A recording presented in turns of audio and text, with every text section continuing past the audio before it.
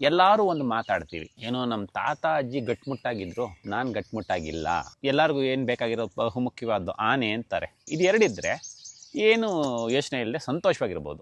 ಅಲ್ಲ ಸರಿ, ಕೆಲಸ ಮಾಡಿದ್ರೆ ಏನಾಗುತ್ತೆ, ನಿಂಗೆ ಒಳ್ಳೆ ಆದಾಯ ಬರುತ್ತೆ, ಖುಷಿಯಾಗಿ ಆರಾಮಾಗಿ ಏನು ಕೆಲಸ ಮಾಡಿದ್ರೆ ಆರಾಮಾಗಿರ್ಬೋದು.